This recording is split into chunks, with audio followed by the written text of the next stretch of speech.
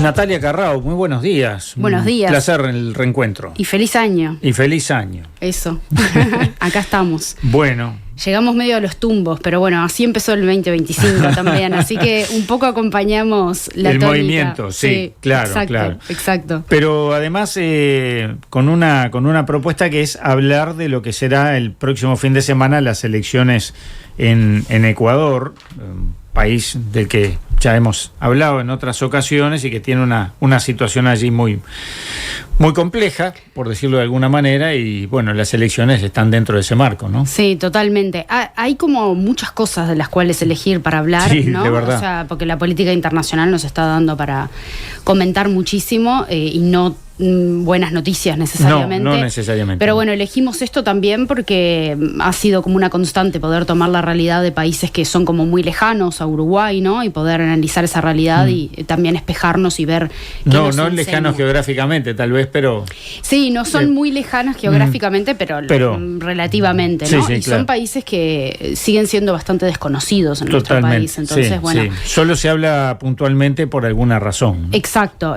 Y Ecuador ha dado para hablar, ¿no? Porque, bueno, estas son las elecciones que normales, es parte del calendario electoral de Ecuador, estas elecciones que va a ocurrir la primera vuelta el próximo domingo 9 de febrero, pero recordemos que hubo una interrupción del mandato del presidente anterior, de Lasso, por una crisis política, o sea, venimos de esa situación, ¿no? De hiperpolarización, de una escalada de la violencia terrible. Venimos de la crisis política y la forma en que Lasso, el expresidente, evitó el juicio político, haciendo esto de la muerte cruzada, ¿no? Disolviendo la Asamblea Nacional y convocando a nuevas elecciones. Hablamos también de eso, sí.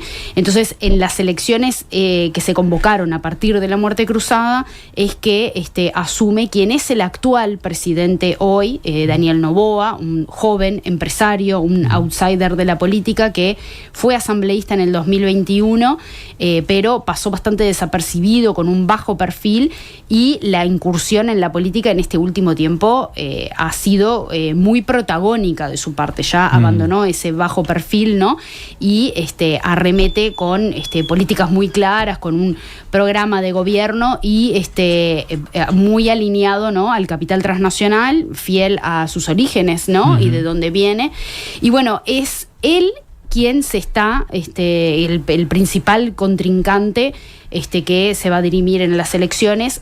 O sea, el presidente es quien se postula para nuevo mandato presidencial, junto con Luisa González, o sea, junto con en la oposición tiene a Luisa González de Revolución Ciudadana, el correísmo, digamos. Claro. Ellos son a pesar de que hay otras fórmulas presidenciales candidateándose y que van a ir a la contienda electoral, ellos son los principales contendientes. Entonces, Noboa tiene ventaja en lo previo como para ganar las elecciones. Mira, yo estuve conversando con una compañera y un compañero que son parte de organizaciones sociales y sindicales allá, y ahora les voy a traer algunas palabras que me comentaban, y me decían como que es bastante incierto lo que las estadísticas pueden dar, porque el aparato de propaganda electoral del gobierno, estando en el gobierno y disputando las elecciones, es brutal.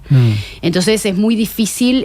Hace unas 2 semanas había una cierta ventaja hacia Luisa, pero lo que me planteaban es que no se sabía qué iba a pasar hasta último momento, que mantenían la esperanza de un cambio, pero que era difícil poder pronosticar si Luisa iba a poder mantener esa ventaja, ¿no? Y bueno, ya les decíamos algunas de las cosas que habían pasado antes. Partimos del 2023, de cómo Lasso evita ese juicio político, pero también tenemos que hablar de un montón de sucesos que han venido ocurriendo en Ecuador, absolutamente lamentables por cómo reflejan la escalada de la violencia, ¿no? Y esta idea del narcoestado que está ya instalada, o de estado fallido que está ya instalado en Ecuador, en los análisis que hacen, ¿no? En la contienda electoral para este periodo que le quedaba a Lasso, se asesinó unas semanas previas a ese evento electoral a uno de los candidatos, Fernando Villavicencio, que eso también dio para hablar muchísimo. Estamos hablando de un candidato a la presidencia que es asesinado por mafia, narcotráfico, crimen organizado. La escalada tanto del narcotráfico como del crimen organizado, repercute muchísimo. Habíamos visto hace poco imágenes también de un canal de televisión que es tomado al aire por una banda criminal, generando muchísima violencia. En diciembre pasado asistimos a la ejecución extrajudicial en manos de Fuerzas Armadas de 4 chiquilines, 4 niños, que fue denunciado. Que se negó que hubiera sido así hasta que no hubo más remedio. Se negó y se ocultó, y además se trató de imponer una imagen de que ellos eran parte de una banda criminal cuando no lo eran. 4 pibes, vamos a decir. Terrible. Y el plan de seguridad que tenía Noboa y que presentó, aunque una gran parte de ese plan, el plan Fénix, era reservado, entonces no se conocía los detalles, implicaba otras recetas que ya conocemos, ¿no? Cárceles de máxima seguridad, la construcción de cárceles de máxima seguridad, militarización del país, las Fuerzas Armadas en el territorio. Más que un plan que se concretó, fue simplemente una promesa, ¿no? Y un dato que es interesante porque me recuerda a la realidad de El Salvador, y está bueno ver también cómo esta política de seguridad y militarización se replica en otros países, y se la toma como modelo, ¿no? Se la toma como modelo, y se habló también de la bulquerización de algunos países, ¿no? Entre enero y mayo del año pasado, del 2024, se detuvieron a más de 31.000 personas y 700 solamente fueron acusados de terrorismo, ¿no? Y vaya uno a saber qué significa eso exactamente. Exacto. Y para finalizar, algunas palabras que no pudimos traerlo en la voz de los protagonistas, pero algunas palabras para conocer un poco la percepción que se tiene de 2 dirigentes. Primero es Marcela Arellano, presidenta de la CIOLS, que hablaba, un poco así una caracterización del gobierno de Noboa. La CIOLS es la Confederación Ecuatoriana de Organizaciones Sindicales Libres, es una central sindical. Hablaba de ajustes y recetas neoliberales. Ella puso mucho el énfasis en el ataque a las empresas públicas, a los derechos, al trabajo digno, y que había que tener mucha preocupación respecto a lo que podía suceder con estas elecciones, porque temen mucho que Acción Democrática Nacional, que es el partido del presidente Noboa, pueda tener control del Parlamento, control de la Asamblea Nacional, y lo que eso implica. Y después, por otro lado, Pablo Fajardo, que es del abogado del equipo jurídico de UDAP. UDAP es una organización social, es la unión de afectados por Chevron Texaco, una empresa transnacional petrolera que estuvo en el territorio y que devastó toda la Amazonía y sigue teniendo víctimas a partir del desastre y del crimen ambiental que dejó. Planteaba, que ponía el énfasis en esto del proceso de desmantelamiento de las instituciones del Estado que ha venido viviendo Ecuador en los últimos 7 años, y que esos espacios que dejó el Estado han venido siendo ocupados progresivamente por mafias, bancos y corporaciones, y que por eso muchos califican a Ecuador como un auténtico narcoestado, y él cree que no se equivocan, ¿no? Y que eso, por supuesto, tiene implicancias en las luchas populares, y hay un desnivel muy brutal entre la protección a las corporaciones, al capital transnacional, a la propiedad privada, y la desprotección generalizada y absoluta de la vida, ¿no? La vida no está en el centro en el proyecto político de Ecuador, y eso se ve claramente en las calles. Entonces, ambos me decían que mantenían una cierta esperanza en lo que pudiera ocurrir. Por supuesto, va a haber una segunda vuelta. Entonces, ¿la segunda vuelta es recién en abril? ¿Tengo bien el dato? ¿Es el 13 de abril? Vos sabés que no sé. En la anterior fue un mes después. Bueno, pero en agosto acá, y después por ejemplo, en septiembre, pero no estoy tengo segura.